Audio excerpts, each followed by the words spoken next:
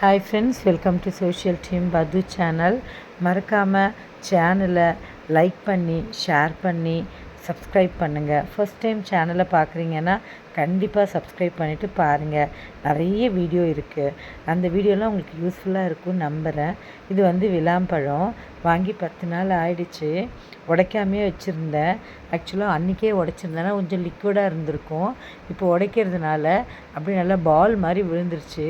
நம்ம தேங்காய் உடைச்சா எப்படி வந்து ரவுண்டாக வருமோ அதே மாதிரி இருந்தது அது.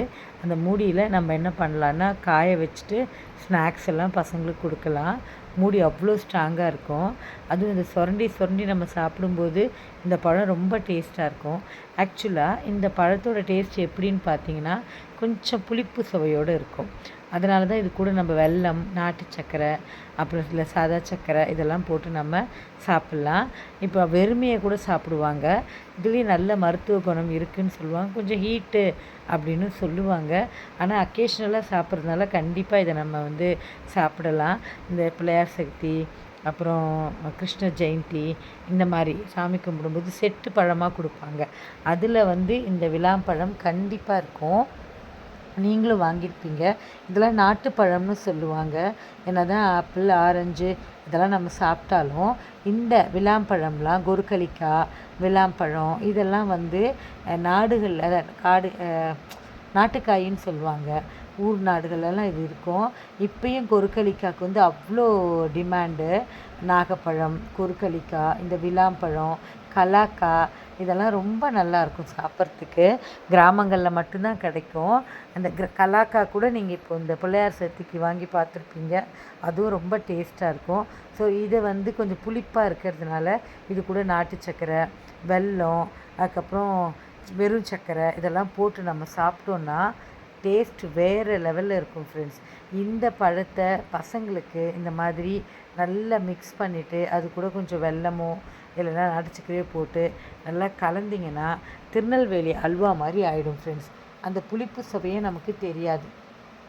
நல்லா மிக்ஸ் பண்ணணும். பாருங்கள், இதை பார்த்து சொல்லும்போதே எனக்கு வந்து நாக்கில் வந்து தண்ணி ஊறுது. சும்மா கொஞ்சோண்டு வெல்லம் போட்டிங்கன்னா போதும். ஏன்னா சில பேர் அப்படியே சாப்பிடுவாங்க. அந்த புளிப்பு சுவை கூட கொஞ்சம் வெல்லம் போட்டு நம்ம சாப்பிடும்போது அந்த புளிப்பு சுவையோட வெல்லம் அந்த இனிப்பும் சேரும்போது டேஸ்ட் வேறு லெவலில் இருக்கும். ஸோ இந்த பழம் கிடச்சிதுன்னா கண்டிப்பாக இதை சாப்பிட வந்து மறந்துடாதீங்க. இதை வந்து எப்படி இருக்குமோன்ட்டு யோசிக்காதீங்க. நம்ம தரையில் இல்லை செவுத்தில் தட்டினாலே அது அழகாக உடஞ்சிரும். ரொம்ப நல்லாயிருக்கும். இல்லை வீட்டில் தேங்காய் உடைக்கிறதுனா அதில் கூட உடைக்கலாம். ஆனால் அதோட ஓடு ரொம்ப ஸ்ட்ராங்காக இருக்கும் ஃப்ரெண்ட்ஸ். ஆனால் உள்ளே இருக்கக்கூடிய அந்த பழம் வந்து இதோ இந்த மாதிரி சாஃப்டாக இருக்கும். பார்த்திங்களா, அல்வா கணக்காக ஆயிடுச்சு. ஸோ இந்த பழம் கிடச்சிதுன்னா நீங்கள் கண்டிப்பாக சாப்பிடுங்க. மறக்காமல் சோஷியல் டீம் பது சேனலை லைக் பண்ணி ஷேர் பண்ணி கமெண்ட் பண்ணுங்கள். ஃபஸ்ட் டைம் நம்ம சேனல் பார்க்குறீங்கன்னா சப்ஸ்கிரைப் பண்ணுங்கள். முழு வீடியோவையும் பாருங்கள். நீங்கள் சப்போர்ட் பண்ணிங்கன்னா எனக்கு கொஞ்சம் யூஸ்ஃபுல்லாக இருக்கும். ரெண்டாவது, உங்களுக்கு இந்த வீடியோ பிடிச்சிருக்குன்னா ஆர்டின் சிம்பிளை கிளிக் பண்ணிவிடுங்க. ஒரு லைக்கை தட்டிடுங்க. பார்த்திங்களா, அல்வா கணக்காக வருது பாருங்கள். இதை அப்படியே நம்ம அந்த பவுலில் போட்டு பசங்களுக்கு அழகாக கொடுக்கலாம். பசங்களும் அதை விரும்பி சாப்பிடுவாங்க.